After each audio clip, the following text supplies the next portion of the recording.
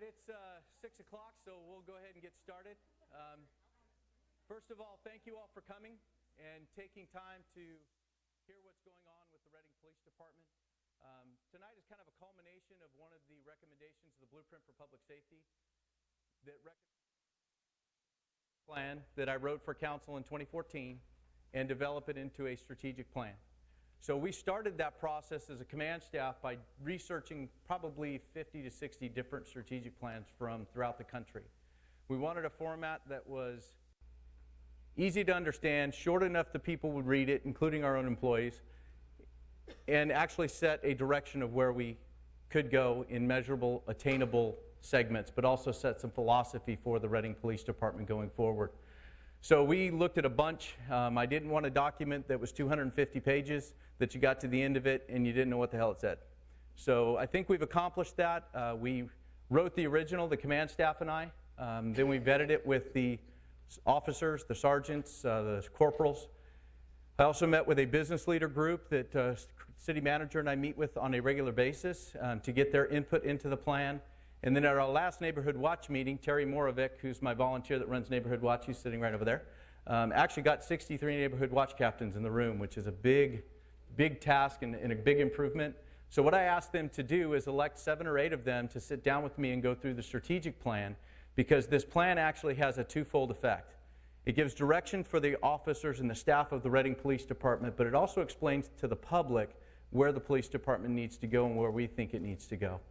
So my Neighborhood Watch captains helped me get all of our police jargon out of the thing. So, a goal of 1 motor per beat. They said, Terry actually said, what the heck does that mean? So we changed it to 1 traffic officer per police beat, so that it was understandable to the public and wasn't full of a bunch of jargon going forward. But we also took it a step farther, and we revamped everything from the mission statement through the vision, the values, and all the way into the goals and objectives for the department, including the staffing model that is on the backside of the plan. So part of the reason we wanted to do that is when I walked around the department and said, what is the mission of the Reading Police Department? Most people couldn't answer my question because it's too long, and they didn't remember it because they'd already been hired and they forgot that from their hiring interview. So I really wanted to take the mission statement of the Reading Police Department down to our core function. The rest of the stuff that comes in with customer service and community policing and problem solving and all that stuff, that comes in vision statements, that comes in value statements, and that comes in the goals and objectives. So we pared the Reading Police Department mission statement down to: we will strive to promote a safe and secure community by courageously enforcing the law. Everything that we do as police officers comes down to our ability to enforce the law.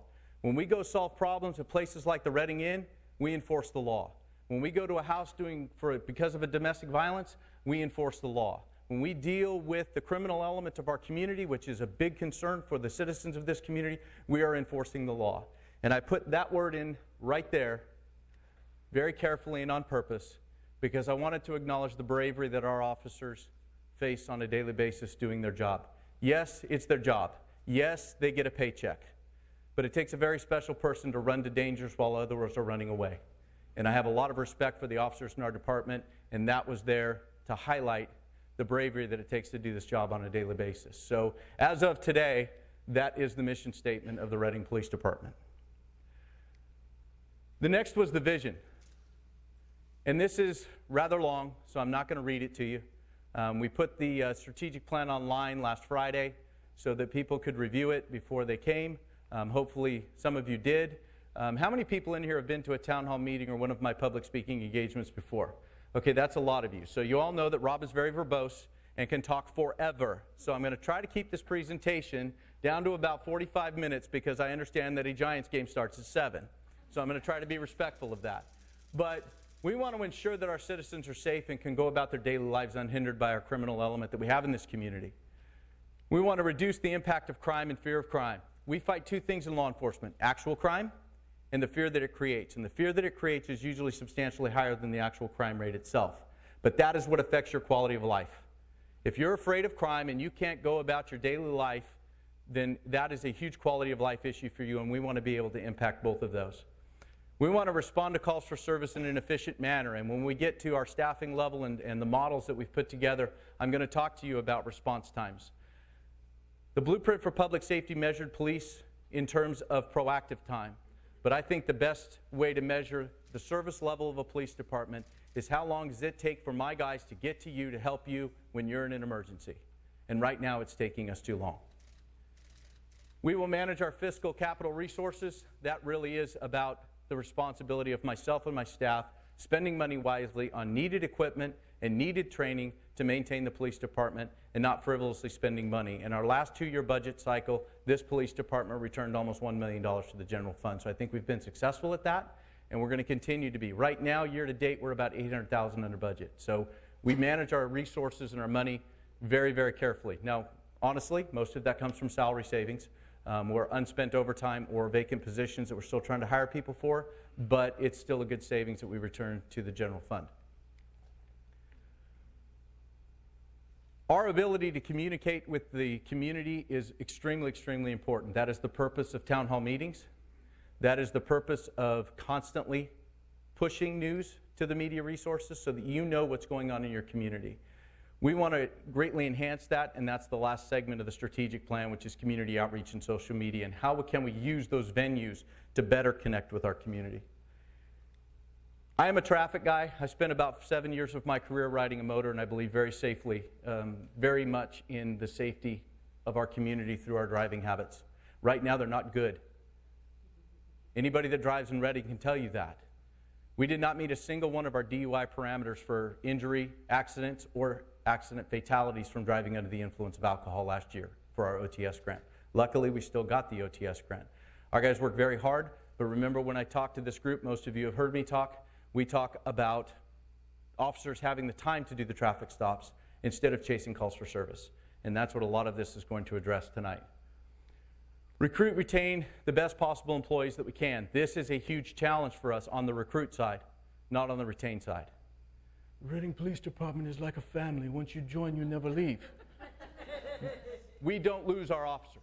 We've lost one officer to another department since I've been chief, and I've been chief. November will be 5 years, and that is because they moved here, and his wife did not like it, and she wanted to go back to LA. We have a good department of very good people, so the retain is not a problem. Recruiting is not something unique to the Reading Police Department. Often, the police departments are struggling with recruiting across the country right now, the Highway Patrol being one of those. They've got to hire like 400 this year. Stockton Police Department, where I came from, has hired over 200 since I left 5 years ago to gain 80 because they're taking the job, they're getting the training, and they're moving on. We don't have that problem, but we are going to have to shift the way we do recruiting and hiring, and I'll explain that when we get to later. And then provide our employees with great educational opportunities and development opportunities. And we'll talk about that later in the plan as well. Well-trained cops do their job better. Well-educated cops do their job better. We are a very unique organization in policing because almost 60% of the Reading Police Department has a bachelor's degree and almost 20% have master's degrees. That is unheard of in law enforcement in the state of California. I think Stockton, the highest we got to was about 5% had a bachelor's degree. So we have a well-educated department, and we want to continue on with that. And the city's agreements with local universities and other things make it very easy for them to continue that education while they're working. On the value side, quite frankly, I stole this. Not the verbiage, but the acronym. Cops are leaders. They're leaders in the community, and we expect them to be so. So we made our value statement an acronym for leader. So on the life side, we are committed to preserving the quality of life of every citizen. You notice that last part of that sentence, and protecting the rights guaranteed by the United States Constitution. There is a new wave coming out of Police Executive Research Forum called constitutional policing. It's the idea that police officers aren't just there to enforce the law, but they're also there to protect the rights of citizens that the Constitution guarantees. And in order to consider yourself on the front edge of policing, they specifically say that you have to start addressing that in your vision and your value statements, and that's what we're doing here and trying to get on the cutting edge of where law enforcement is going nationwide. Empowerment. Community policing is about empowerment. It's about empowerment of the officers. It's about empowerment of the community. It's about pushing decision-making down to lower levels so officers don't have to wait for a decision from the chief to make a decision in order to be able to solve a problem on the street. We have to empower our officers to make decisions with that community policing philosophy. I can tell you that the Reading Inn case was a great victory, I think, for this community and for the Reading Police Department and the city of Reading and the citizens here, and that entire case was put together by an officer and a sergeant, and I found out about it after the fact. Walt Bullington and Nick Weaver put that case together with Lucky Jesrani from the DA's office, and it's that type of creativity down there at the officer and sergeant level that is going to solve most of the problems in this community. I'll tell you, if we wait for Rob Paoletti to have all the good ideas, we're going to be hurting. I ain't that bright. Come on, that was funnier than that. Yeah, I was afraid of you sitting in the front row. Accountability. We're going to take accountability for our decisions and the things that we do. And we're going to hold our people accountable to the decisions that they make and the actions that they have. We've been very successful at that.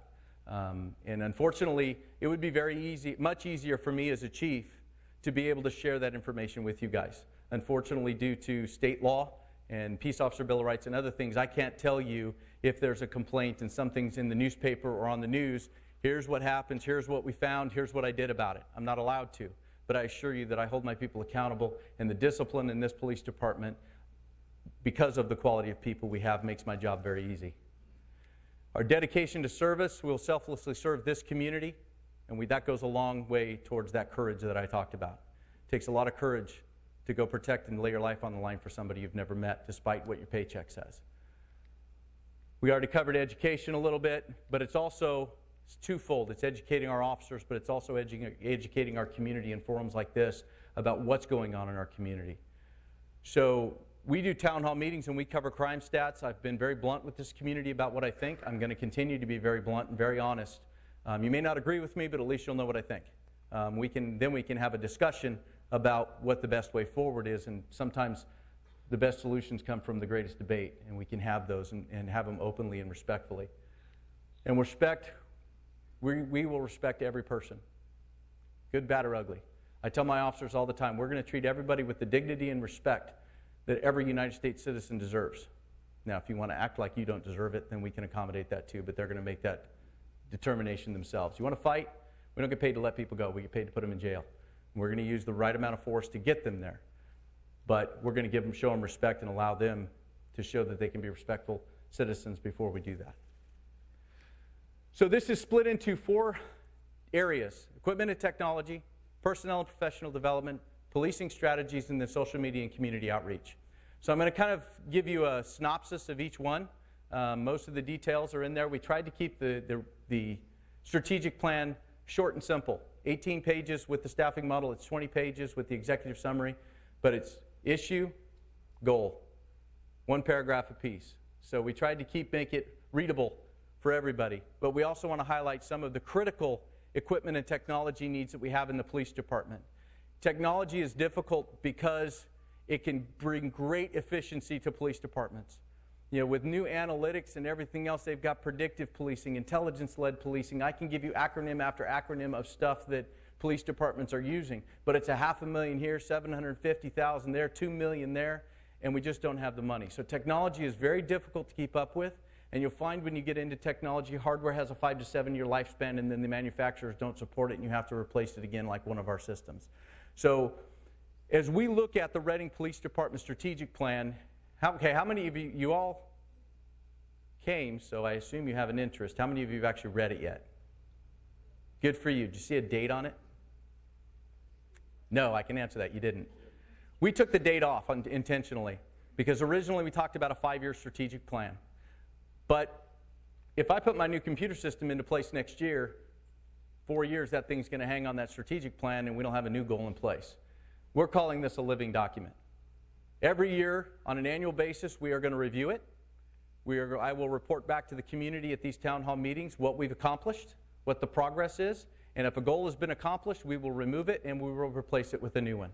So that it's continually updated, and we'll update it on the internet, and anybody that wants to go can go look and know what the Reading Police Department is trying to accomplish. So the radio system itself, we use what's called a trunking radio system. Essentially, we have towers on Signal Hill and Hill 900 that when that sergeant pushes his radio button, it sends a signal to that tower, and then it repeats it back down to all the radios in Shascom. It's a citywide system. It functions for us. It functions for fire. It functions for most of the city services. Those towers reach end of life in 2018, meaning that Motorola will no longer make the replacement parts for those towers. They have to be replaced. That is critical infrastructure for a police department because of our radio system is our critical need. We don't use it for the mobile data computers anymore. Those are all cell cards, but we use it for our radios. And that, the city has already budgeted $50,000 for an expert consultant to come in and assess that system to make recommendations on the way forward. But replacing that system can cost upwards of $1 million. So that's going to be a critical infrastructure need for the Reading Police Department. So I think what's best is as I go through each individual topic, if you have questions about that topic, I'll ask you and you can ask them before I go on to the next topic. So is there any questions about the radios? What I will tell you though, on the good note, all the radios, the dual band radios that we replaced, about $800,000 worth of radios over the last 2 years, are compatible with the latest radio devices that would go on those towers. So as we replace the towers, we don't need to replace our radios, which is great because police radios are really, really expensive. So when you see that radio on the side of an officer's hip, it's $5,700 each one. So, and remember what I said about a 5 to 7 year lifespan? Planned obsolescence. Our computer system, we have been working on this for a couple of years in partnership with the City of Anderson and the Shasta County Sheriff's Department. That is going to be about a $2.2 to $3 million upgrade. We're in contract negotiations right now with Spillman Technologies out of Utah. That is on track. We have our face-to-face meeting for contract negotiations coming up. We will sign that contract, start that implementation, but we are revamping a very old system. So when I say I'm bringing the computer system into the current century, I do mean literally, because it was put in place in 1986, thereabouts, and has never been upgraded. So this will allow us to have real-time data. This will allow us to actually do crime analytics and crime analysis.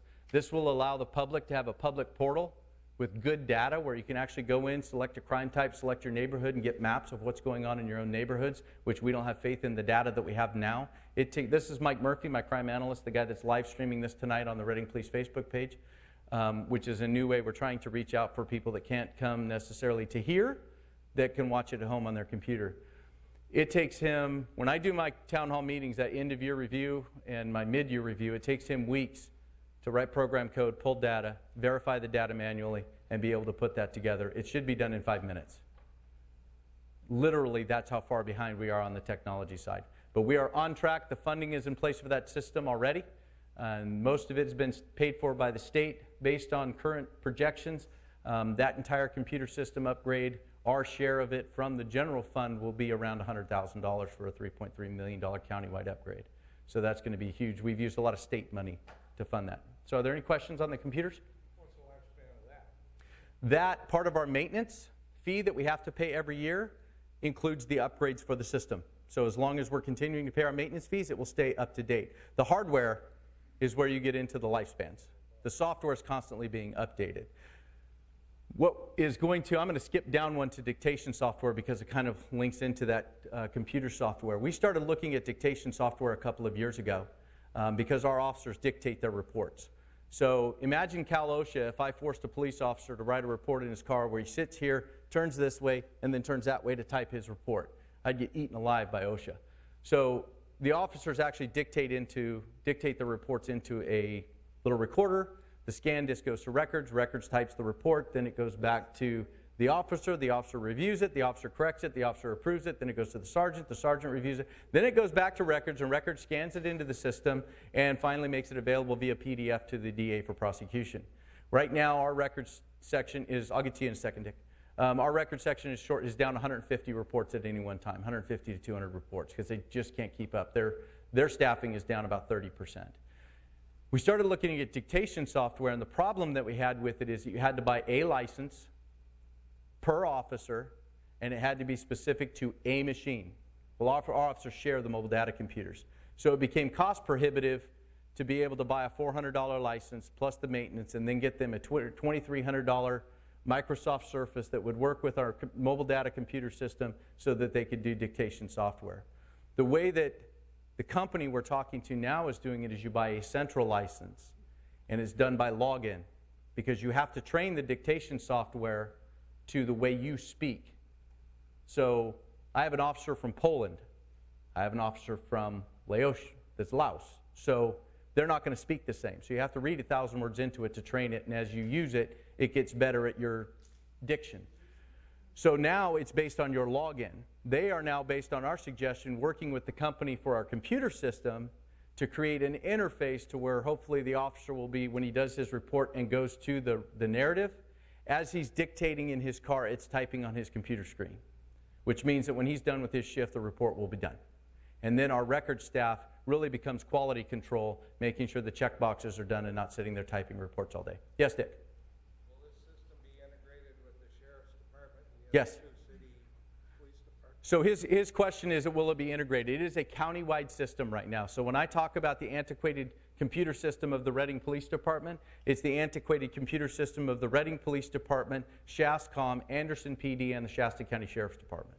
So when we talk about that computer system, we went from intake at dispatch, because their computer-aided dispatch system is 16 years old and not being supported by the software company because they're not in business anymore, all the way down to our crime analysis at the end.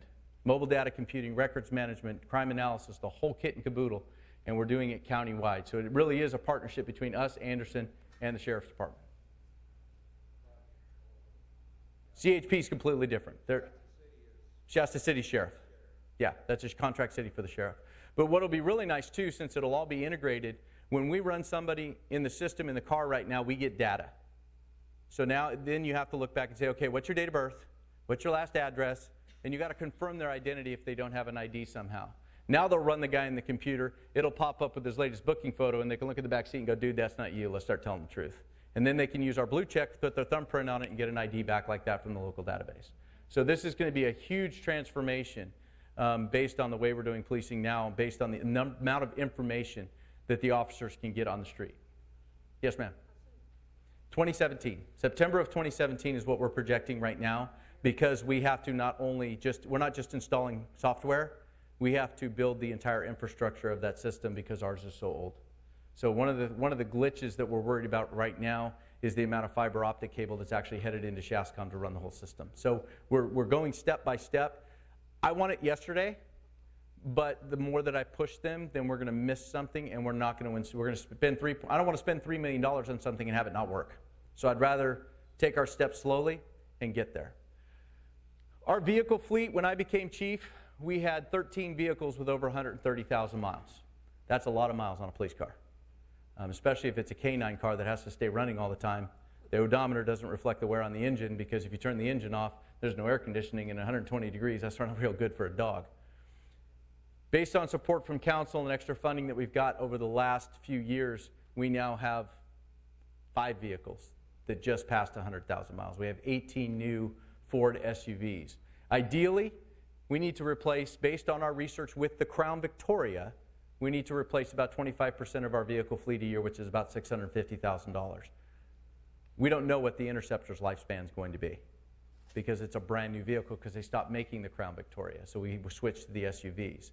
But it also makes them more expensive. Nothing from a Crown Victoria fits in the SUV. So instead of $28,000 for a police car, it's $43,000 for a police car, at least until we get all the vehicles in the fleet replaced with that one. Then we'll buy a new vehicle, take it out of this one, put it in that one. But we can't do that with any of the equipment. So we're actually going to probably order 5 more SUVs here shortly. They take about 6 months to get here, so we'll have to replace those vehicles. We have 2 vehicles right now that we're running in patrol that this year alone have already cost $20,000 in maintenance. So instead of going by mileage or straight mileage, what we're doing is doing a cost versus use comparison with fleet to say, okay, this one is costing more to maintain than a new one would cost to purchase. And we're rotating vehicles out in that fashion rather than just straight mileage. Body cameras. Body cameras have been a huge topic nationwide. Did anybody have any questions on the vehicle fleet or the dictation software? We good? Okay. Body cameras have been a huge topic nationwide. A lot of departments are putting these in place. The Reading Police Department is moving that direction. We have been moving slowly, quite frankly, because there's a lot of changing laws, and we wanted to see other people vet out a lot of the issues that come with this. Body cameras seem real simple. Buy a camera, stick it on a cop. Well, we project, based on what other departments are doing, that we're going to store probably about 40 to 45 hours of high-definition video per day, 365 days a year, and you got to pay to store all that data. Then you have to have somebody hired to maintain all of that data. So we're going to use a community service officer under the professional standards sergeant if we get to that point. But Chula Vista PD, they're paying $161,000 a year just to store their data on the cloud. It's a lot of data. We file 2,300 new cases a year roughly with the district attorney's office. That's roughly now 2,300 videos that have to be pulled and put in a format that the district attorney can use them for prosecution and disclose them for discovery. We haven't even talked about Public Records Act requests. And then you have that ethical dilemma that comes with body cameras with how do you, let's say we have an officer-involved shooting and the media wants that video. Police shooting, completely justified, guy fired around at the officers, now you have the video. What did his family do wrong? Now his family's got to watch him on the news or on YouTube being killed over and over and over again. So I think that there's some ethical and there's some privacy issues that come into this, and we just had to change our policy that we developed a couple of weeks ago because of changing legislation in California, because you cannot videotape inside a classroom now without the permission of the teacher and the principal, and there has to be an educational value to that video, and there's no exception for law enforcement. So now what's going to happen is when our officers go onto a school campus, if you have a kid that's misbehaving and they have to go in the classroom to make an arrest, they have to turn their body camera off. So there's ever-changing legislation with these that we've been on top of. The other advantage, though, of going a little slower is when we first started looking at these body cameras were about $1,500 a camera, and now they're about $300 a camera. And now they're coming up with different ways to do storage because the cloud is so expensive. So they're doing hybrid systems. So all your non-relevant videos that you get stay in a local server, and you only drag to the cloud what's being used for prosecution because the DA can access it off of that cloud. But you still have to make a DVD for the defense. So this is coming. I think we're pretty close. It's also a union negotiation issue, and the Reading Police Officers Association, Police Management Association has already agreed to it. Reading Police Officers Association just got a new board. We've been working very, very closely on the policy. We're done with the policy, and hopefully we'll be able to kick off a pilot program shortly.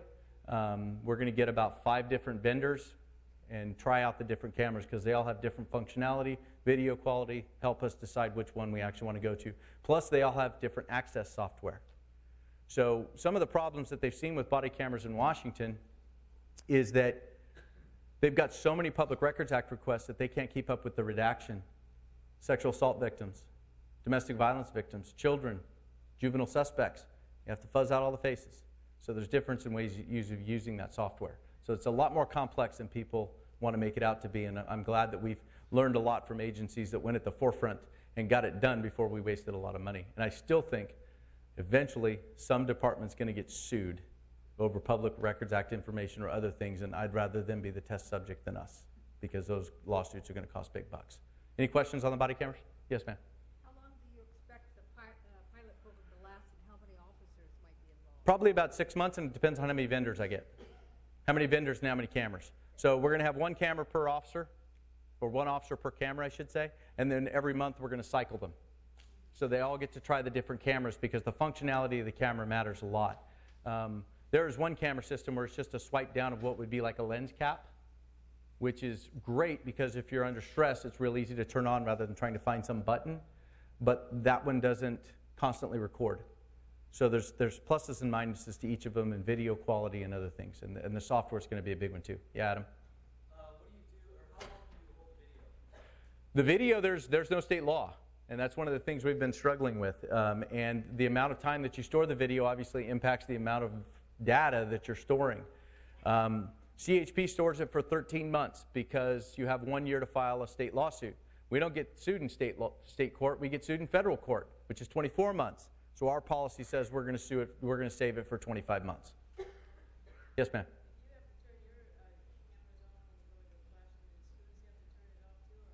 Say that again? Yes. There's state law that it is a misdemeanor to record in a classroom without express permission from the teacher and the principal, and it has to be for a defined educational purpose. So nobody's allowed to record in a classroom anymore. And they didn't make a law enforcement exception. So personnel and professional development, hiring is, the Reading Police Department, quite frankly, has been able to passively recruit for years. We say we have openings, a ton of people apply, we pick the best one, we're done. It's not happening anymore. The retirement system changed. Our laterals don't want to leave the higher retirement system to a lower retirement system, so that pool has dried up except for, like I said, those that were born and raised in Reading and want to come home. We've actually got a guy in backgrounds right now whose wife was born and raised in Reading and she wants to come home, so guess what he's doing? He's moving. So we're still getting those trickling in, but we're really going to have to change from passive recruiting to active recruiting. And we want to be able to send our officers down to academies that are in session, but we also want to start sponsoring and sending our own local youth to the academy. We just did testing the other day, and we tested 30 applicants for trainee. I think there's a good solid 20 in there that we can do backgrounds on, but you lose a lot of them from backgrounds, psych, medical, and all the stuff that we have to go through. So, but I think that we could safely get a pretty good group of kids. But remember, it's $57,000 to send a kid to the academy by the time you have to pay their housing, their food, and their salary.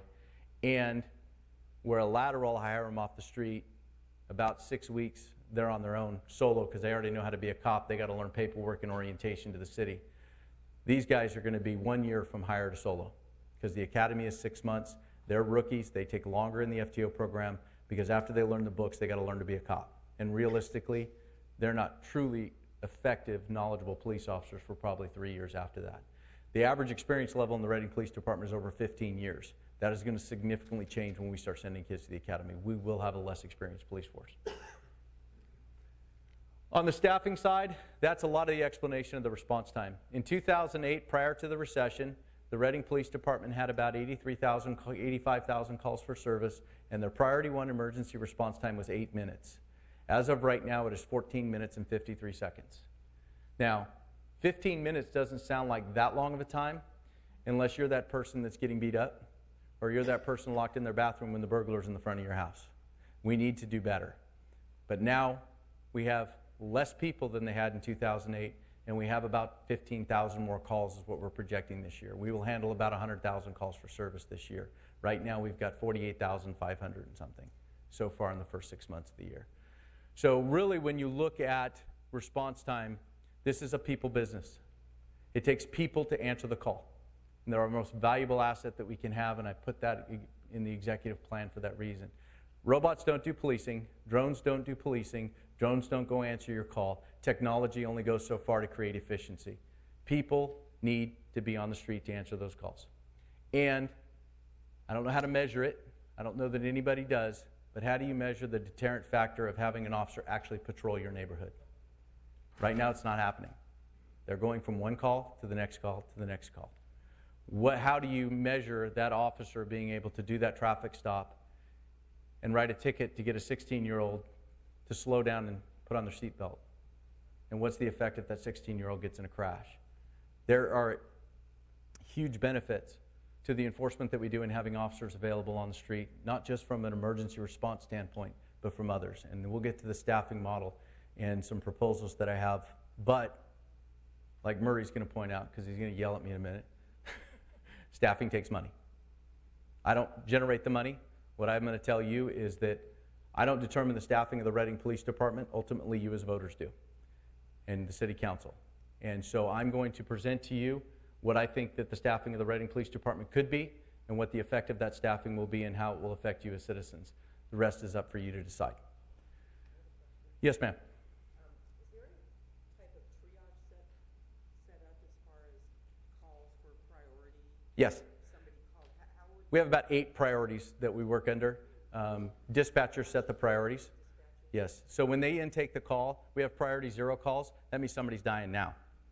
Then we have priority 1 calls, which that's really what we gauge our emergency response time off of, because statistically we only handle about 25 priority 0 calls a year. We have about 1,300 to 1,400 priority 1 calls at any one time.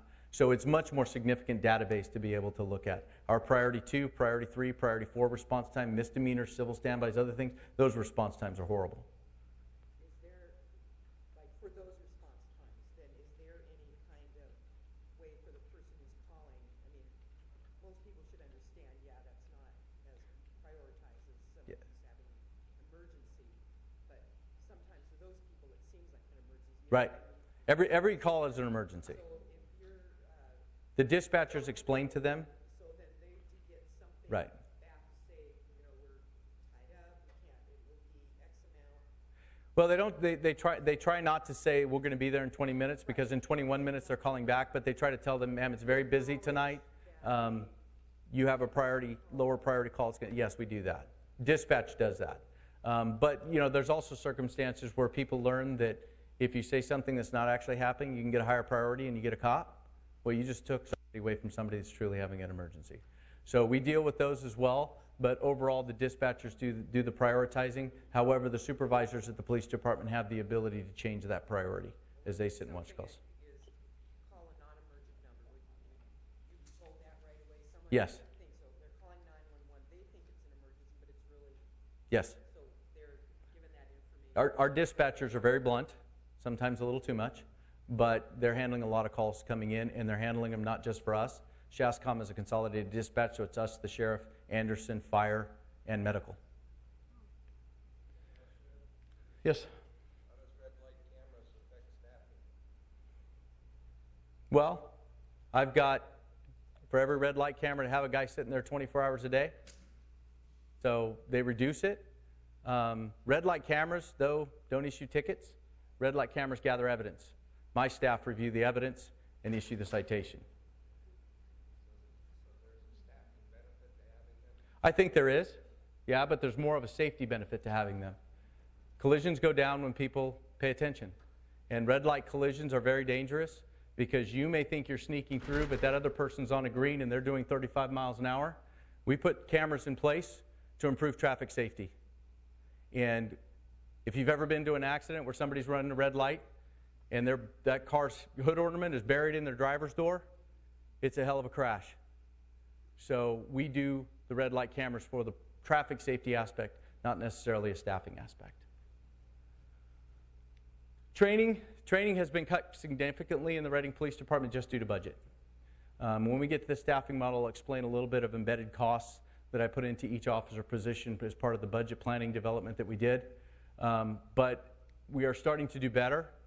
We've been incrementally increasing that budget. The problem is that post Peace Officer Standards and Training has been incrementally decreasing the reimbursement we get from the state of California. So we have tried to pick that critical training that we need to send people to, because when I send somebody to training, they're also not on their shift.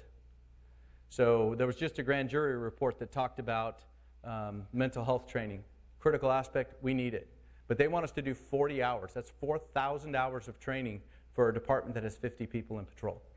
So we actually went to the Sacramento Police Department and got their mental health training, and we're paring it down to the needs portion, not the nice-to-have portion, because the smaller a department gets, the more difficult it is for them to train. So, for instance, the group that went to San Antonio, that's like a 2,000-person department. Longer training sessions for them are easier. What if you're the Anderson Police Department that's 16 cops, and you're going to take a cop away for 40 hours? It becomes much more of a staffing issue the smaller the department. So we've done a lot of good training. We do a lot of in-house training. We do a lot of training that sponsors. And what we're going to start doing is actually offering to include the Anderson Police Department in our advanced officer training so that they can send an officer and make it easier for their department to keep up. Peace Officer Standards and Training alone requires over 24 hours of training for every officer every year. It's their perishable skills training. So we have a lot of training that we have to do, but we're committed to keeping up that. And Bob Blankenship really brought in essence, an idea of you have to train cops, and they have to be professionals, and we're going to maintain that, and that's what this talks about. Yes, ma'am. Has the department used any virtual training? Yes. Peace Officer Standards and Training has a virtual portal, and one of the things that I've talked to Donnell Ewert about on the mental health side is working with mental health to develop training videos on the mental health side that are more cut into 15 to 20-minute segments so that we can air them at roll calls. Is it as effective as one-on-one training and discussion and feedback? No, it's not, but it's a way to be more efficient about it. Instead of doing a class 5 times, you do a class, you videotape it, and then you put it on videos and you break it up so that we can do it in roll calls, get the guys out on the street. So it's a more efficient way, and we use that quite a bit. In that mental health training program, isn't that statewide? Aren't all police officers in the state required to do, I don't know, about 40 hours? They're required to take it in the academy. It's not part of the refresher training. Now, we have can't remember the number that I looked at the other day, but we actually send officers to critical incident crisis intervention training. So we've got experts that are part of our hostage negotiation team that go and try to respond as fast as possible to help, but it's always good to have refresher training. I've been a cop for 23 years. I can honestly tell you I don't remember everything I learned in the academy 23 years ago. I got some information on Okay. that. I'll get it for you. The next one is succession plan. Yes, ma'am. Okay, what does that mean when an officer is trained to be a mental health, does that mean that they don't have to see a clinician, they don't have to go to No. the hospital for medical clearance? No, they are trained to defuse. They are not trained to treat. Oh, okay. They have additional training, like we have SWAT guys. Our SWAT guys have additional tactical training. We have canine officers. We have detectives. We have homicide specialists. So it's the de-escalation of the incident so that we can get the people into custody and get them to the mental health professional. And we're actually very successful at it. I gave a lot of awards at our annual RPD awards ceremony last year, and every one of them was for circumstances where officers would have been fully justified in using lethal force, usually with people with mental illness, and all of them got awards for avoiding that lethal force. So we do a very good job of it. Not every time does it work, but we try to diffuse those. And there's a lot of lack of mental health capacity in Shasta County for the size of the problem that's here, and we'll talk about that a little bit as well. Succession planning, this is something that I'm very concerned with. If you look at a leadership pyramid, for most large organizations, they look like this. If you look at the Reading Police Department, it's a steeple. So it goes from me to my 2 captains to 4 lieutenants to 12 sergeants. So Rob Paoletti, I shudder to think, is not going to be chief forever. But part of my job as a leader is to make sure when I say prepare the department for the future is to prepare the next chief to make sure that he's ready to take my place when that day comes. And it's very difficult with cops get hired in bunches and they retire in bunches. So in a 7-year period, we have the ability to lose myself, 2 captains, and 4 lieutenants in about a 3-year period because we're all the same age. So it's going to be a challenge for the department, and that's one of the things that I wanted to bring to the community's attention, that succession planning for the police department is very important. I revamped one of my sergeant's positions and took it out of records and brought it to the chief's office to be a professional standards sergeant. He does all the internal affairs investigations for the police department, but it's a twofold effect. He took those off of the lieutenants so they can be on the street managing their staff, but it also brings a sergeant into the chief's office, whose office is right next to mine, and what better place to be exposed on what it takes to be a chief than to work in the office with the chief. We had a lieutenant as an acting captain for a couple of months, and when he finally went back to being a lieutenant, he came in and said, I didn't realize how much discussion took place between you and the captains before a decision was made. I said, did you think I just made stuff up? So it exposes them to that other level, and it exposes them to different things. I would love to eventually see that position transformed into a lieutenant's position. Number one, they can then investigate and do internal affairs on sergeants because you don't want equal rank investigating each other. But it also gives me more maneuverability of my lieutenants. I have 3 watch commanders, 1 in investigations. That's all the developmental assignments I have for my lieutenants. So it would be better that we get that upgraded position in the future at some point so we can move the lieutenants through that position who are closer to actually being that rank and age to take my place. So the succession planning is going to be a huge challenge. I'm only 46. I'm not going anywhere. But it's going to come someday. And everybody says, Rob, that's like 7 years away. And my response is, yeah, but the first 5 are already gone, and that went by like a blink. Because this is my 5th year as chief. Yes, sir. Chief, have you looked at any way to incentivize experienced management team to stay beyond the age 50, 30-year? I have not. Not a bad idea, though. That would be not a topic that I could approve, but that's something that we can discuss with those that can make that decision.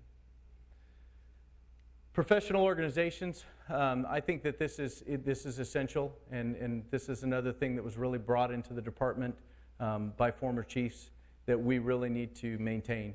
Our officers are members of the California Narcotics Officers Association, California Tactical Officers Association, California Canine Officers Association. I'm in the California Police Chiefs Association, the International Association of Chiefs of Police. It sounds like it's a waste of money to send these guys to conferences, but that's really where you get the cutting edge stuff that's coming out, and you learn what is happening in Boston, Massachusetts, because you sit down and have a discussion with people from there. So one of the criticisms I have from one of this country's largest police organizations is that they're very closed. They don't let people come in for their training, and they don't send people out for their training, and I don't think that's a healthy environment. I think that we develop our staff to be experts by having them respond or having them belong to these professional organizations and continue to go to those conferences, and that's why we highlighted that. It's a good part of their professional development. And the last one on the personnel side, and this kind of bleeds into the staffing, so when I get to it, I'll skip it and we'll cover it at the same time. Mike Murphy's my crime statistician. He's a part-time employee, works 4 hours a day. He prints all the statistics that every neighborhood watch group asks for, and just based on legislation, we now have 6 new reports that we have to send on a monthly or quarterly basis to the Department of Justice, and he does it on 4 hours a day. We're going to get this new whiz-bang system, and we're going to be able to do crime analysis and help our detectives and our patrol officers identify hotspots and do other things, but yet he's here 4 hours a day. It is really a full-time position if you want to utilize it properly to do community policing, and that's what this section kind of highlights and sets that goal of getting that position back to full-time. So policing, community-oriented policing, and these are the hot topics of today. You know, remember I talked about a living document? These may change as new crime trends emerge and other things come out. We may change. Right now, we are going to stay with a community-oriented policing philosophy that was brought into the Reading Police Department in the 90s. In about the 2008 range, when the economy kind of went down and the department shrunk, community policing was kind of abandoned, and we became a very reactive department to calls for service. You can see the effect that the neighborhood police unit, a group of 4 officers, a sergeant, and a corporal, have had since January. Those guys are doing phenomenal work. As a matter of fact, they're out serving a search warrant right now. But, you know, they're topping, what, Mike, 500 arrests? 4 officers, a corporal, and a sergeant, just about 500 arrests since January. That's what cops do when they have free time. They go hunt bad guys. And they are doing great work. But it also gives the officers the opportunity to work projects. So the idea behind community policing is instead of continuing to respond, you figure out what the root cause is at that problem location that's causing all of those problems. For instance, the Reading Inn, bad business practice. We went after the owner, it's now closed. No more calls for service. Problem solved. So you look at the root causal level. For instance, I've responded to the same places for domestic violence over and over and over and over again, and we solved that problem by contacting social services and getting them marriage counseling. So you can do those creative things for those places when you have time to do it. But we also have to push that decision-making and that idea generation down to the lower levels. And so this is one of those things I talked about that doesn't have an end date. This is more of a policing philosophy of the Reading Police Department that we really need to get back to utilizing. Any questions on that? Okay, traffic enforcement. You guys know I'm a traffic guy. I still wear my wings. I still ride a motorcycle. Bad drivers and drunk drivers kill more people in this community every year than any other cause from a police-related matter. We average about 1 homicide, maybe 2 a year. It's usually a family member. But we lose between 7 to 10, somewhere 1 year, 13 lives a year due to traffic accidents. We need to change the driving habits of our community because they drive too fast, they drive too recklessly, and they know they're not going to get a ticket. The purpose of traffic enforcement is to encourage safe driving behavior and change bad driving behavior that really affects all of you. Because bad drivers affect your safety on a daily basis just for driving down the street. And we need to change that. And we can't change it without enforcement. And this is where we talk about getting back to having a goal of getting to 7 motorcycle officers for the city instead of 4. Right now we have 4. All they do is answer traffic accidents. That's basically all they do. They're writing maybe 4 or 5 tickets a day when they should be writing probably 20 tickets a day because bad driving in Reading is so bad. We really need to change this dynamic. And when we talk about community service officers later, the community service officers would be the one taking your minor traffic accident reports. The extra training that we give the motors, they do the serious injury accidents and the fatality accidents. These guys need to be out there doing traffic enforcement, and we need a dedicated DUI officer back to handle. Jacob Provencio used to arrest over 200 DUI drivers a year. We lost that grant and we are doing nowhere close to that now, and our DUI fatality and injury stats show it. Any questions on the traffic side? Yes, sir. What's the cost difference between, say, car versus motorcycle as far as police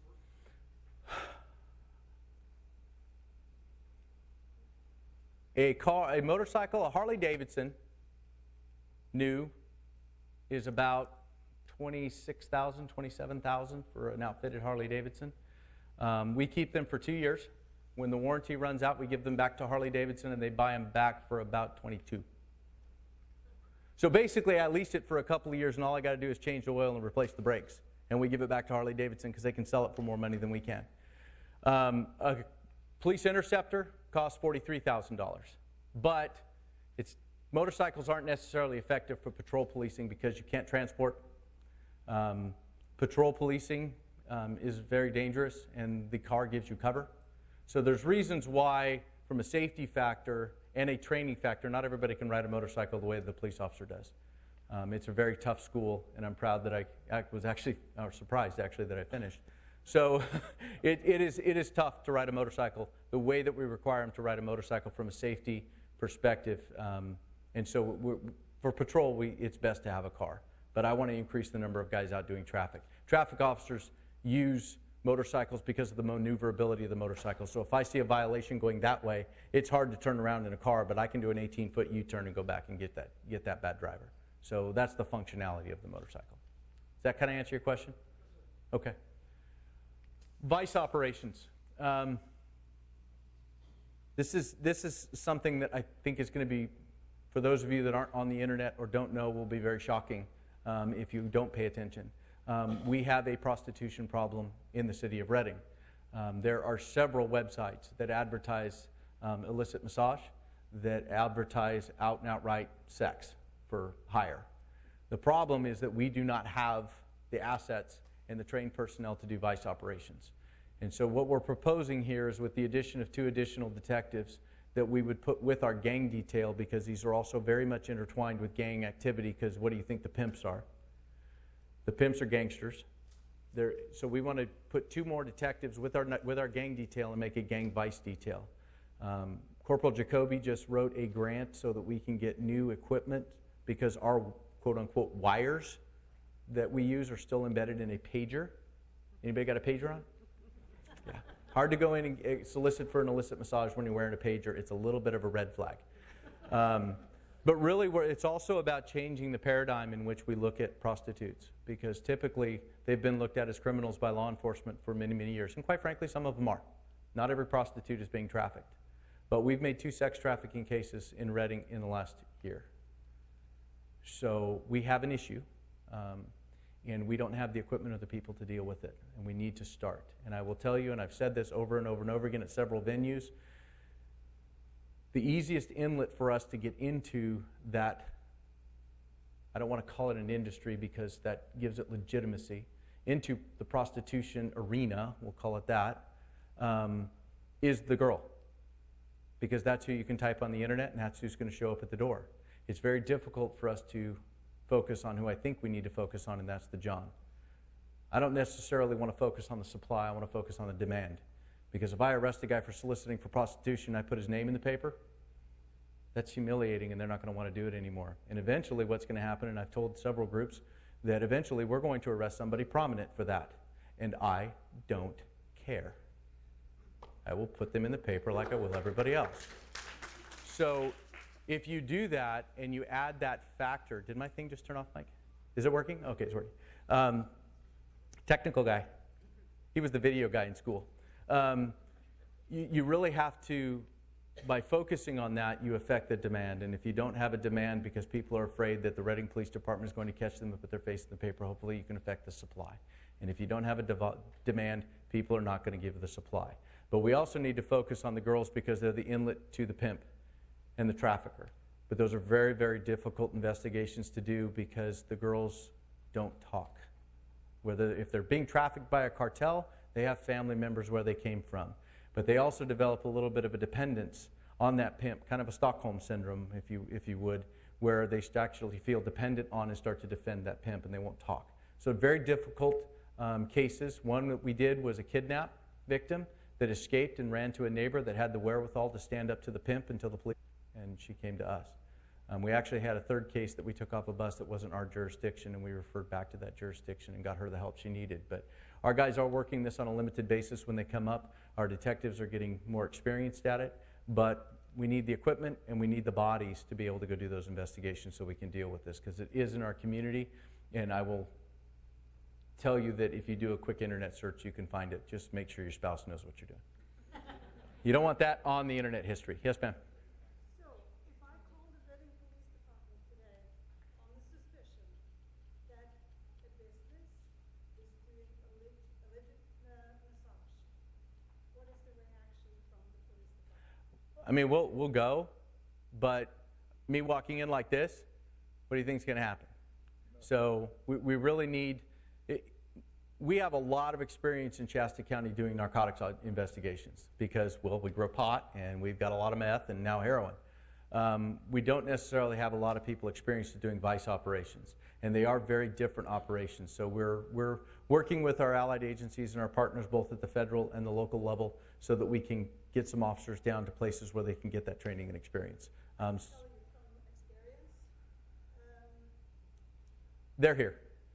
You can drive up and down Hilltop Drive and know that they're here. Okay, and I am under no delusion that they're not.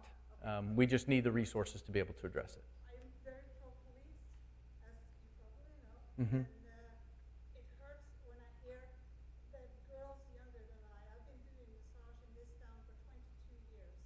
Well, I'll tell you, if they're underage, we'll take them out of there and we'll put them into protective custody. And it bothers me because I hear that there's this group going out and going into massage parlors and interviewing and finding underage girls that admit to them that they're being trafficked. And you know how many times they've called the police department? Not once. If you find somebody that's underage, call us. Where the call was made to the police department, it was made aware to me that they Okay, well, it's an individual issue that not everybody necessarily needs to hear. My investigations captain is roaming around back here, and we can talk about that afterwards if you don't mind. I just want to give an answer to the girls that contacted me that's younger and it just got me into the business and feel really vulnerable because they called the police department and the police department are telling them there's nothing you can do with it, we have more prevalent crime to take care of. We go to the landlord and the landlord answers them, you know, they paying their rent, they have a Well, contract, we can't do anything about it. And that's one of the things that I said too. I mean, we have to do an investigation. We have to figure out who's responsible. They have to cooperate with that investigation, which they'll tell you, but they won't tell us. So it is a complicated investigation, but I can tell you that landlords that don't rent to places, I mean, let's face it. If you go to a certified massage therapist and it says their name and says massage therapy and it looks like a doctor's office, likely legitimate. If you go to one where the girl's in a bikini on a poster on the front door, it's not really hiding from the landlord what's going on at their business that they own, which is that building. There's no requirement for you to rent that building to them. And if our landlords would just be responsible, we wouldn't have a problem. Yes, ma'am. Does that go into a code enforcement problem at that point? It can, as far as what the business is being used for, as far as the planning and the zoning, but the enforcement of girls being trafficked, no, that's my bailiwick. Yes, sir. Yeah, the case of the human trafficking, can you cite massage therapists being involved in that, or No. is that facilitated? No, they were facilitated out of apartments. Okay. And a follow-up question, obviously there's going to be a proposed ordinance that's coming up for another reading. It cites specifically that the chief of police will, for those that aren't certified, will inspect the dwellings for cleanliness, that they're, authentic. And do you have the resources to do all that? Do you personally do it, or your staff? No. Does the police have the? And that's been my concern with a lot of the ordinances that quite frankly, that we've looked at lately. An ordinance without enforcement is called paper. So we really do need to, I've got to have the resources to be able to accomplish the task that I'm being given. And that was one of my concerns with that and several other ordinances. So, am I going to just show up at somebody's house at midnight and say, hey, you're a massage therapist, we need to look at your house? Come on, let's be reasonable. It's just not going to happen. If we do them and when we do them, they will be done respectfully. Now, am I going to walk up to the massage parlor that's got the girl with the bikini and Asian massage and everything else? Am I just going to walk up and walk into that place? Yeah, it might be. There's discretion and reasonableness and everything. Yes, ma'am. But wouldn't public health be the one to check it out for Sanity, yes. Prostitution, no. Prostitution's mine. But the city is creating the ordinance, and so it falls to us. We done with that one? Yes. I don't see any code enforcement up there. Well, when you do a strategic plan, you have to set some reasonable goals, and we can't put everything on. If I did something for the entire breadth of what the Reading Police Department is responsible for, it'd be really, you wouldn't be 20 pages. So right now, we see bigger issues in vice and narcotics operations than we see in gang activity in Reading. Overt gang activity is what I should say. We know who they are. We still document gang members, although the state is trying to take away our ability to document those gang members. But it's not what I would consider to be one of the biggest issues facing Reading right now. It's this. Narcotics operations, CENTIF has done a great job, and a lot of the cases that the Shasta Interagency Narcotics Task Force works on actually goes federal, and we can't talk about those cases until we get permission from the U.S. Attorney's Office. So I would love to be able to tell you guys about some really big dopers, dealers, that we took off the street that are sitting in federal court in Sacramento, but until I get the permission from the U.S. Attorney, I can't. I have some great concerns in this with the legalization of marijuana that looks like it's going to probably happen in November. But my concerns come to different issues, like back to traffic enforcement. Washington and Colorado's traffic accident injury rates due to driving under the influence of marijuana have gone up substantially since it was legalized. So I'm more concerned about the tertiary effects of the irresponsible use of recreational marijuana than necessarily the legalization itself. I want to focus CENTIF, and I know that the sheriff and the Anderson chief agree. We need to focus on what is our big problem. Let's face it, we're not having property crime problems in the city of Reading because somebody's smoking marijuana. We have property crime problems because people are using meth and heroin. They're highly addictive. They have to have their drugs, and I want CENTIF to focus on getting methamphetamine and heroin off the street. And that's some of those cases that I'm pretty proud of that I'm not allowed to talk to you about yet. But that's really going to be the focus. I think the reason I'm concerned about recreational use of marijuana is for the driving under the influence of, mainly, and the tertiary crimes that come with growing what is an illegal drug still for the rest of the country. Because the tertiary crimes that Tom has to deal with, especially in the county, that come from you have it, I want it, I don't want to pay for it, I want to take it, and you're going to defend it, then you get the shootings and everything else that come with the production and distribution of an illegal drug. Let's face it, marijuana in Shasta County is about $1,000 a pound. You get that pound to Boston, it's about $7,000 a pound. You're business people, where do you want to sell it? Not in Shasta County, but this is where the climate is to grow it. So we'll deal with that as it comes up. Tom's got a good ordinance for the outside growth, but I'm really concerned to the fact that we do not have a definitive test for driving under the influence of marijuana. And that is a huge problem. Drug driving, both that, methamphetamine, heroin, and prescription pain medication are a huge problem in Shasta County. And if you're one of those people that takes prescription pain medication and you look at the side of your bottle and it says, do not operate heavy machinery or drive while taking this, you can and will be arrested for driving under the influence if we catch you.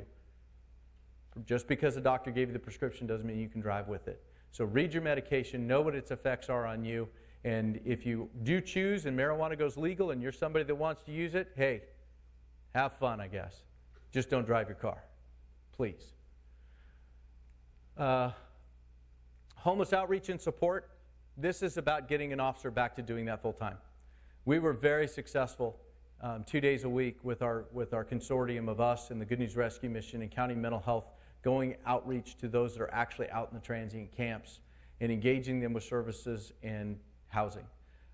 Unfortunately, we just don't have the people to do it every day, and we're not doing it at all right now.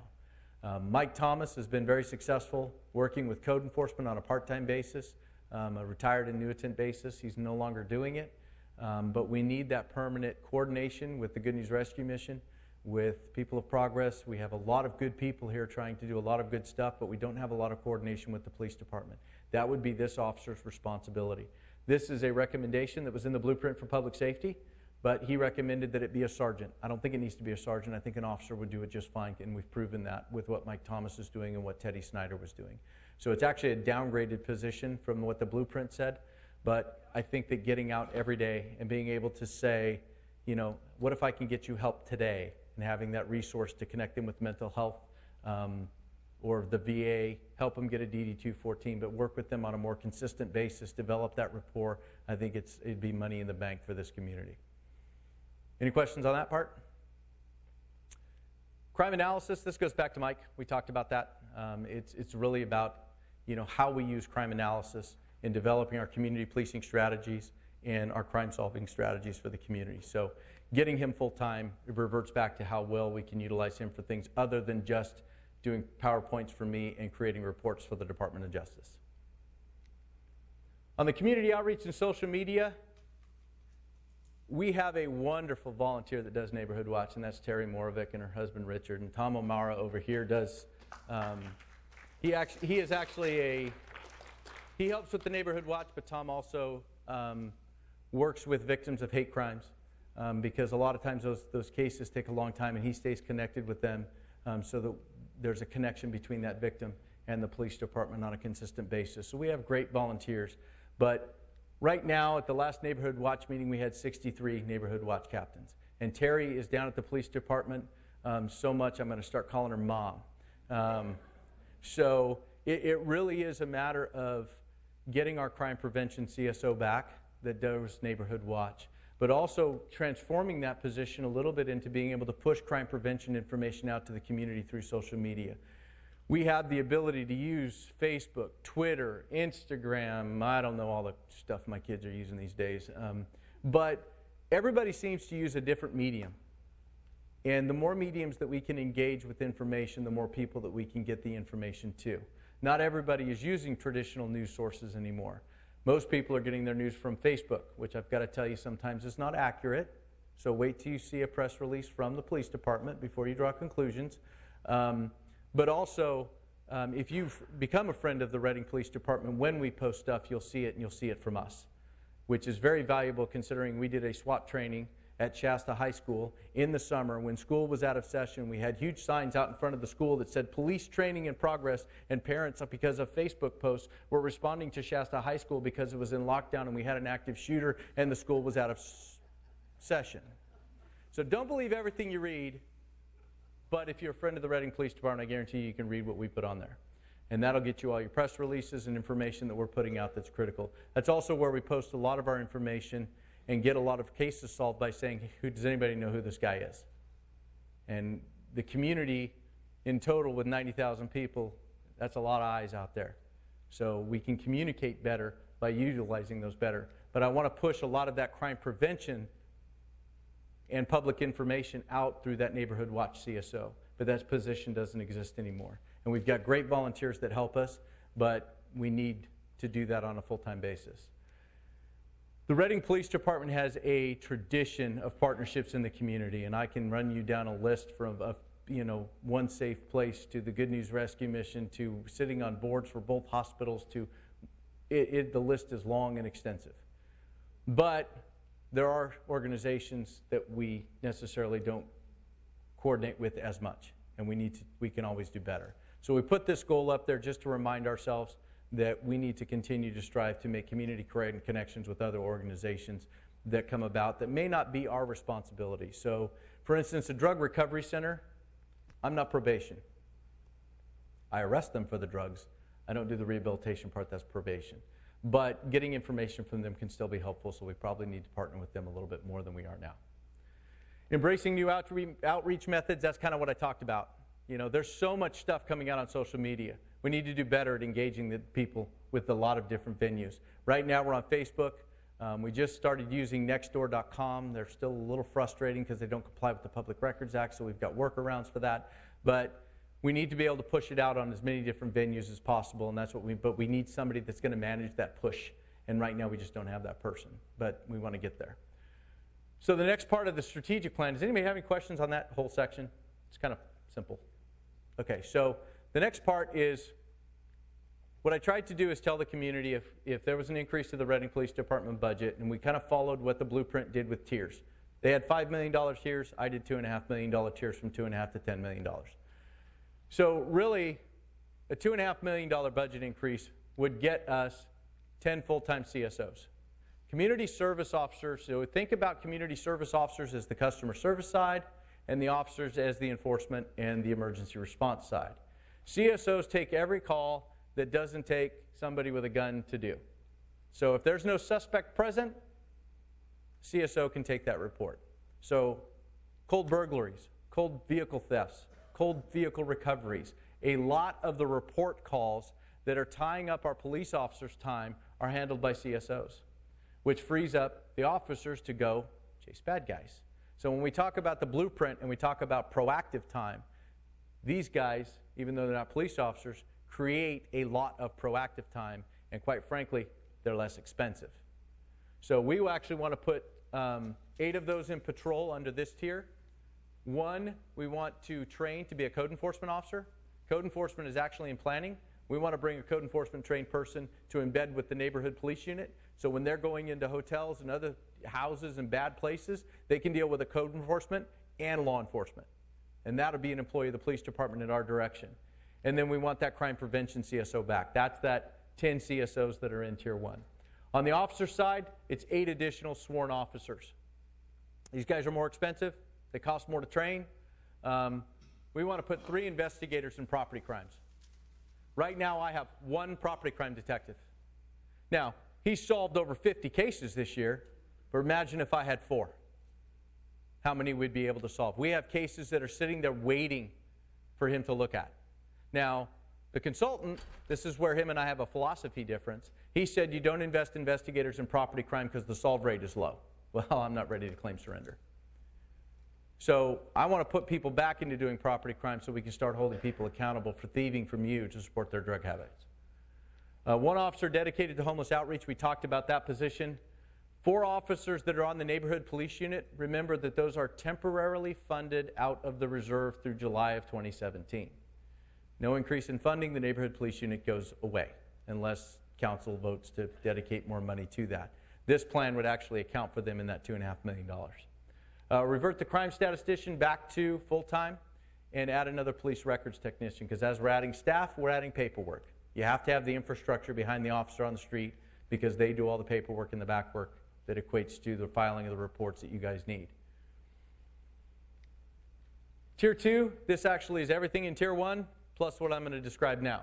So it would actually add 3 additional full-time CSOs. That would take it to 10 to patrol, and that 1 additional CSO in professional standards working for the sergeant managing body camera data. So we've accounted for having to have the personnel to manage the system as well. In each of these tiers, the average police officer, full benefits with salaries, benefits, and everything, costs about $155,000 a year. When we did this projection, I did them at $175,000 a year. And I didn't do that because of pay raises. I did that because as you add people, you have to add patrol cars, radios, fuel, training, all the stuff that comes with supporting an officer on the street. So we use some embedded costs to account for what we think we're going to see as increases in equipment, training, fuel, and other needs for these police officers and CSOs. On the officer side, this would add 12 additional officers. 2 would go to traffic. That would bring us up to 6 traffic officers, almost to that goal of 1 traffic officer per beat. It would add 2 investigators to our sex crimes unit. We have 2 detectives there now with a caseload of over 40 cases. We actually have sex crimes that are legitimate sex crime cases where the victim has been removed from the suspect that have been waiting 6 months for the investigators to get to them. They're working the cases where the victim is still in danger from the suspect so we can get him locked up faster. That is unacceptable. We need help in sex crimes. We need it really, really bad. We're going to add 2 investigators to create an organized crime unit, gang vice unit, like I talked about in the vice section. We're going to double the size of our gang unit and work both segments so that we can keep an eye on the gangsters and the parolees that are coming out of prison, and we're going to incorporate the vice into that. We also, I'm working with Senator Gaines and Brian Dolly's office. We have for years had 2 special agents from the California Department of Corrections that work in the Reading Police Department investigations that are gang experts that monitor traffic coming out of prison. Parolees with gang ties that come to this area and do investigations that have a nexus back to drugs and other things going into the prisons. One of those guys retired, and instead of replacing it, they moved that position to Fresno, who already has, I think, 8. So I'm fighting to try to get our legislators to help me get that position back. I don't care if they add a position to their budget. I don't care what they do, but I want my 2 guys back. And then we're going to add 6 officers to patrol, and what that will do from a patrol perspective, we have 6 shifts that our officers operate on. It takes our minimum staffing from 7 to 8 in patrol. And then one more police records technician. You'll see a police records technician added at each tier because as you add staff, like I said, you need the infrastructure behind. And now we get into a little bit of a pipe dream. This is way in the future when the economy starts booming again. But we really want to be able to, we don't have a record supervisor at night. We'd like to add another technician to get a supervisor back onto graveyards. There's just certain things that they do that the technicians don't because they're typing or doing quality control while they're processing warrants and doing other things, and we think there's a great need to get that supervisor back on the night shift. On the sworn side, we would put 10 officers back in patrol. That's going to really increase our proactive time and our community policing time. I finally get to 7 officers in traffic, and then an additional officer to traffic that would focus just on DUIs. We are still going to fight with OTS. We are going to apply for our grant every year. We're going to push OTS to pay for that DUI officer like they did for 5 years because of the effect that it had. Jacob Provencio was actually one of the top DUI arresting officers in the state of California with that position. And we may, these are outlines. We may end up putting that DUI position back in a little sooner. But we may sacrifice a motor to put a DUI officer back. We got to talk about that. But these are guidelines, and we can kind of flex as we go through. And then another couple CSOs to patrol. And then when we get to the $10 million, right now we have these very odd positions of corporals. I joke with them. I call them sergeants on the cheap.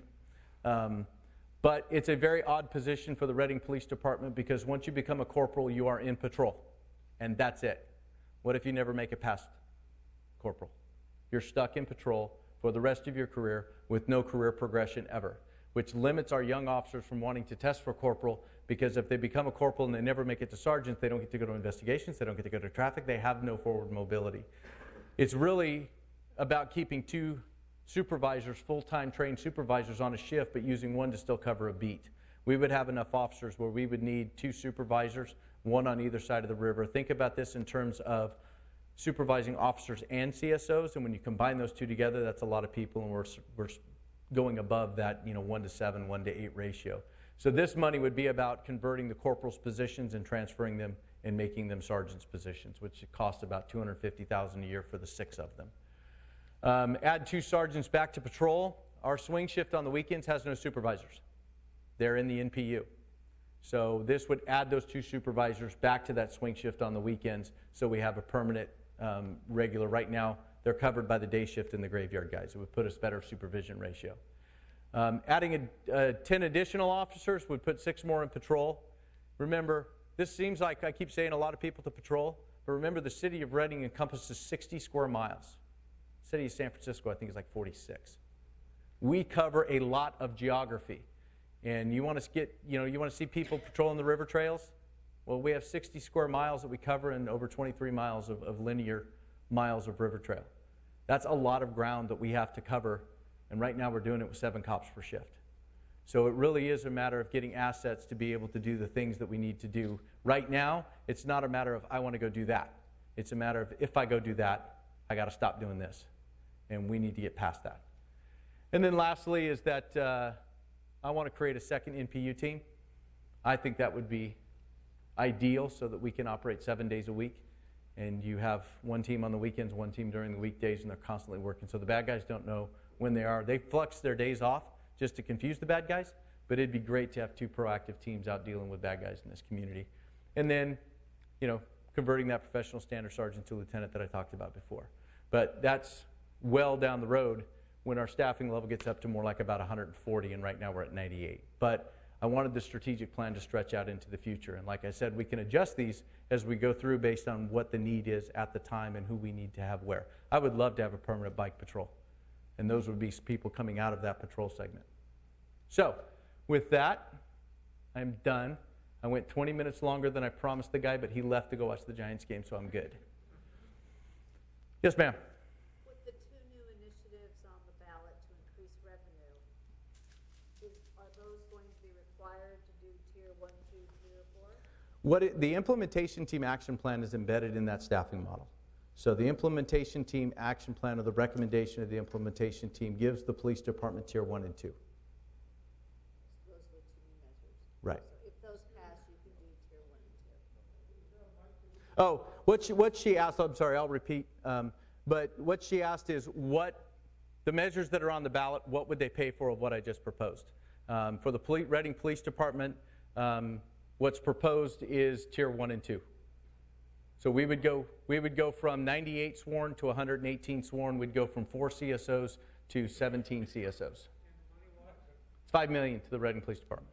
Yeah, you're not combining 1 and 2. 2 is the point, right? No, 2 encompasses 1 and 2. Yeah, so. 3 encompasses, so it's $5 million. Yeah, but the way you just told me that was tier 1 and 2 combined, that would be a lot more than what the implementation team put together.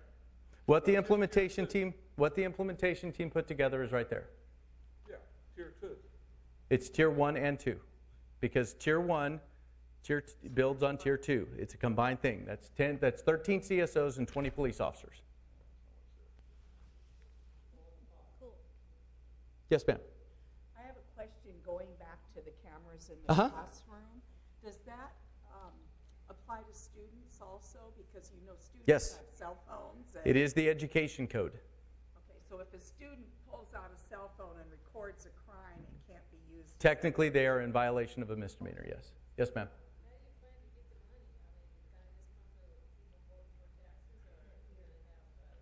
How do I get the money? I don't generate money. I'm the police chief. I'm not going to tell you, you guys have to decide that yourselves. I'm telling you what I think I need as a police chief. I'm giving you the way ahead for the Reading Police Department if funds are available.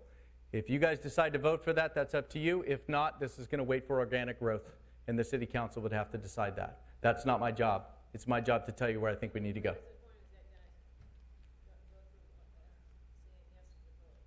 Yes, but I'm not going to tell you that. I don't advocate for votes. Yes, ma'am. What percent of your calls that you mentioned, about there were 95,000 calls that were responded to, what percent were priority 1?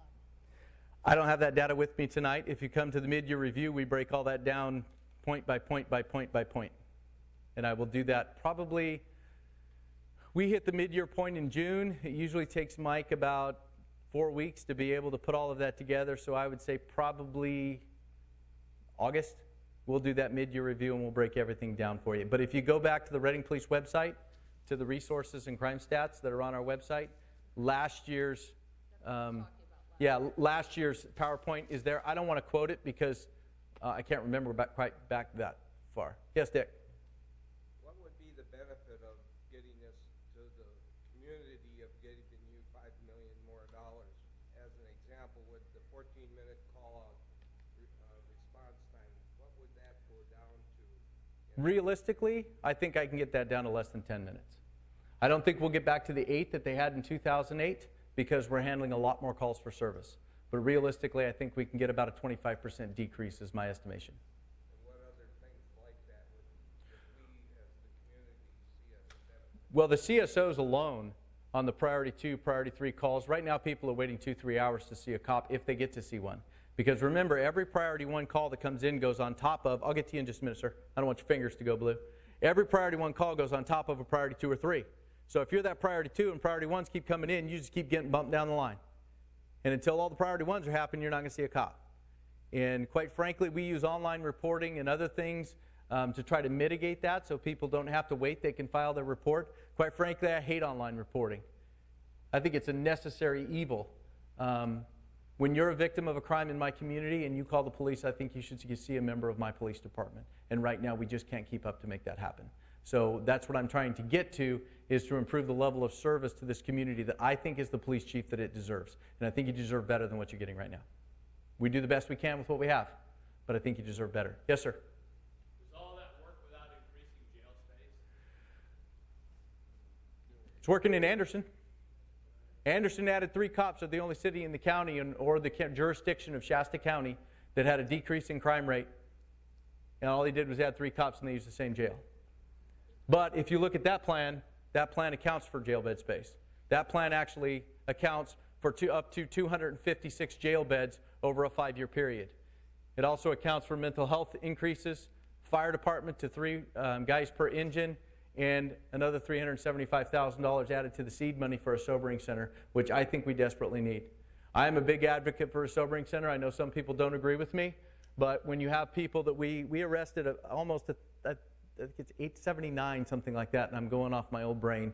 Mikey can get you exact statistics if you want to. Almost 1,000 people a year that we arrest for nothing but public intoxication. That is their only crime. Right now, we take them to jail. They sit in a cell when they're sober.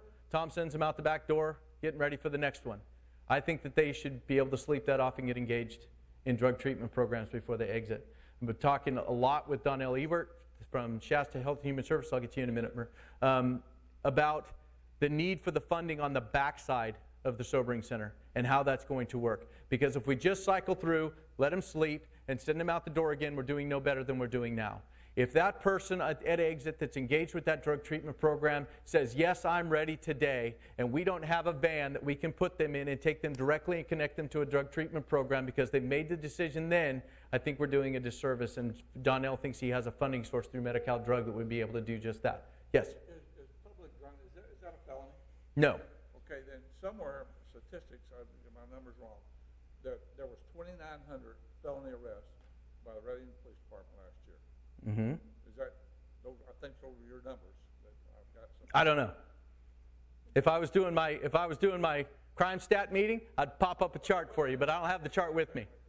Okay. The point of this whole thing is that your part of this tax increase is $5 million. Is that correct? Yes. Okay. So we're going to hire 16 new officers to go with the 98 we have now. And so how many more felony arrests do we take? The point of this is, there's nothing in here about the court system. And the court system is flooded now. They can't handle it anyway. Well, the court system is the state of California. We're dealing with the things that can happen and we can affect in Shasta County. So why would the city share money with the county? Well, okay, let me finish. I'll let you finish. I'm 80% of his customer base. We arrest 23 people a day. So this would be a tax sharing agreement between the city and the county to fund the county for the resources that we utilize the most. And we need more jail bed space too. I'm not here to tell you we just need cops. I'm not here to tell you that's all we need. I've never said that in 5 years as chief and standing in front of the community at these town hall meetings. I've always said police, fire, jail bed space, mental health capacity, over and over and over again. This plan accounts for them. Now, what I won't say is how it gets funded. That's up to you guys. That's for city council and the rest of the community to decide. What I will tell you is if that can be funded, that is a good plan. Yes, ma'am. I'll be with you in a minute, Dennis. Do you have a police explorer? Yes, we do. It's part of the Boy Scouts of America. They are volunteers. And I don't know if I have one of my coordinators here tonight, but I have 2 lieutenants standing in the back, sweetie. And if you want that information, I'm sure that we can get that to you. I just don't know the minimum age. How old are you? 8. You're 8? It's minimum age is what? 15? Okay, well this is 6, and this is what you were holding up. So I thought she was good. Oh, 1, 5. Okay, all right. Sorry. I was going to tell her she's in. You got to be 15, sweetie.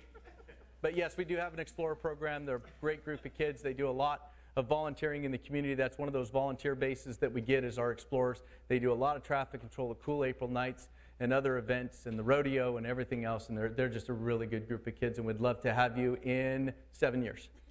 Yes, ma'am. It's a Boy Scouts of America requirement, I guess, to be 15. So if we were to vote in that half-cent sales tax increase, could we implement tier 1 and 2? Is that what that is? Yes. They're telling us? Mm-hmm. Along with the other things from different departments? Yes. For the Reading Police Department, it would be tier 1 and 2. It would fund that I have right up there. Yes, ma'am. Yes. So if And I've actually padded those costs to make sure it. I don't know if anybody, there was a last, they didn't attend the last meeting. We have a sales tax decrease coming, so voting in the sales tax would actually raise it a 1/4%, right? So what she just said, since there's no microphone and we're getting into advocacy and I want to avoid that, I'm going to give you the facts of what I've presented. But the state of California has a sales tax, a 1/4 cent, that's expiring this year. And so what her point was is that the 1/2 cent increase would actually be a 1/4 cent to you because the state is not renewing the 1/4 cent and it will expire. Yes, sir. Going back to the gentleman, he asked you to pass the sales tax, that $5 million will go to you to implement tiers 1 and 2. Yes. You're assured you're gonna get that $5 million? I trust my city council.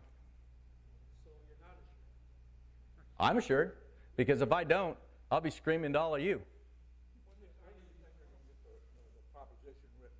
The one that was done last year? I don't know. That's not my question. I know, but you should be involved in writing it, right? No, the city attorney and city council handle that. It's not my issue. Because the last one was poorly written, and Yeah. got beat. I'm just not part of that. I'm not part of the tax. I'm telling you what I want to do with my plan. You cannot be part of it. I'm tap dancing pretty well right now. Yes, ma'am. Do you have any cops on patrol at on the trails? No. We have been putting them on the trail since the attack of the other day. We have been expending overtime to do that. We have 2 on the trail in the morning, and we have 2 on the trail that's half of the neighborhood police unit in the afternoon. And we've been augmented by the good graces of the California Highway Patrol that is funding their own overtime to have California Highway Patrolmen also on bikes on the river trail. So we've been lucky to have a presence down there. Our river trails, since I've been chief in 5 years, we've had 6 incidents of major, what I would consider major incidents on the river trail. So I still think it's very safe. We are looking for him, but you can see when we get video that's from far away and the lighting is not the best, that when we still frame them and blow them up, they look like we actually fuzzed his face out. We are following every lead. We've got a lot of tips, but we're also chasing a lot of tails. So we actually had one group that called and said, we know it, we know that's Johnny. Johnny's the guy, go get Johnny. And then we find out Johnny's been in custody for 4 months. So it's not Johnny. And I'm making a name up, obviously. But, we are investigating, following up on every tip there. But I still think, in general, our river trails are safe, but we always do encourage people to use crime prevention both in their person, not just in their property. So it's always safer to be in a group. I will continue to be an advocate of dogs. I love my Doberman, and although he is a knothead, I still think that if you are walking with a dog and a group of people, that you are safer, and I encourage you to use the river trails, enjoy the recreation that we have here, but do it with a group of good friends, and you'll be safer. Okay? Yes, ma'am. Just with the frustration for law enforcement and also for the citizens of the city is you talk about the number of arrests, but it just kind of keeps going and going, and just hearing you say 5 years, I just can't even imagine if nothing is implemented, nothing is done so we can keep up with the growth of the city and all of this other stuff. In 5 years, I mean, I just can't even imagine. Well, and I'll, And also the escalation of some of the property thefts and just being almost accosted in a parking lot when you go Yeah. to the store to buy something, and it's the acceleration of these people, they're getting very I'm concerned it's going to get worse. The governor, and this is where I am going to talk about a vote because I think it's ludicrous. The governor is proposing the Public Safety Rehabilitation Act of 2016. It will take determinate sentencing and throw them in the trash. It will take sentencing away from judges and put it with a state board. The board can recalculate time served based on the needs of their population management. Not punishment, not rehabilitation, not accountability, but population management. And what they're doing, quite frankly, is taking all of that responsibility that used to be theirs and shifting it to our sheriff. My responsibility hasn't changed, quite frankly. We investigate crime, we arrest criminals, we give them to Tom. But Tom now has to deal with state parolees. He's got the state inmates that used to go to prison. It was funny when AB 109 first part, everyone talked about AB 109ers. Suddenly it became a noun. They're all AB 109ers now. Because it's not just who came out of prison, it's who didn't go to prison and who's not eligible to go to prison and who now they want to kick out of prison even more to manage and meet their federal requirements. We have taken accountability out of the criminal justice system, and what we're trying to do is put it back in it. Yes, Dale? Right along with your thing here, I already know the answer to this, but we constantly hear out in the public, at the at lunch, about how much money the city of Reading gets or that the county gets on Tom's side from being a dumping ground from these AB 109ers. You just want to kind of explain that? AB 109 mandates that the person that's released from prison return to the jurisdiction from which they were sentenced. Reading, Shasta County, sent a lot of people to prison. This is a very conservative county that believes in accountability. We sent a lot of people to prison, and guess what? We got them back. The Good News Rescue Mission, because I do still read the blogs to the chagrin of my lovely wife, because it stresses me out. The Good News Rescue Mission does not get paid to house parolees. The city of Reading does not get money to take the state parolees from the rest of the state of California. We are dealing with those that we sent to prison and they're coming home. Now, the state does transfer money to Shasta County to deal with the effects of AB 109, but it is grossly less than what it would cost them to house them themselves. So they have shifted a responsibility, but they haven't shifted the full funding. Now, I will tell you, I still think we're starting to have success, and for those of you that were at the last town hall meeting, on the right side of court. Arrest, court, rehabilitation. We have some good programs, but when we have our felony arraignment calendar at Shasta County Superior Court that's struggling at 75 to 80% failure to appear, and they have people on the docket with 70 pending cases because they never show up to court, we need pre-sentence bed space. Tom needs to have the ability to take those offenders and hold them to get them through the court process. Otherwise, they never see those rehabilitative programs that we're talking about. The Day Reporting Center is contracted for the 100 worst offenders in Shasta County. Of their 69 graduates that they've had so far, their rearrest rate is 14.7%. That is a phenomenal rehabilitation rate. But we've only got 80 people there, and we're contracted for 120. Why? They don't show up to court. If they don't show up to court, they don't get to probation. If they don't get to probation, they never see the Day Reporting Center. And they just continue to offend. And how does the state manipulate that, quite frankly? Instead of telling you the truth, they redefine recidivism, and now it requires a conviction to be considered a recidivist. They did this 2 years ago, and I threw a conniption fit at a Cal Chiefs meeting. The fact of the matter is, if I never show up to court and I never get reconvicted, I am never counted as a recidivist by the state of California. They're manipulating and changing the measuring metric to make you think that prison realignment is successful, and it's not. Because look at your crime rate. It went up 30% in the first year of prison realignment. It went down 12% the next year, God knows how, and it has slowly been crawling up since. And then you get Proposition 47, where they made most crimes a misdemeanor that used to be a felony. San Francisco's property crime rate is up, I think over 60% since Prop 47. Ours is up like 13%, so we're pretty lucky. There's chiefs I talked to in the LA Basin. Since Prop 47 passed, their property crime rate is 30-40% up. Because drugs are a misdemeanor. We don't take them to jail for drugs anymore. We take their drugs, we give them a citation to appear in court. And what do? They don't show up. So we need to get the bed space, and we need to get cops so that we can start holding people accountable and protect you from that element so that you guys can feel comfortable. Thank you all for coming. I really appreciate it, and I'll see you at the next one.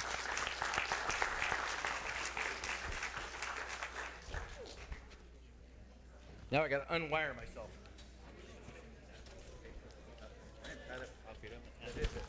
Would have handed it out there. That's it right there. I keep them in my phone. I just hand them to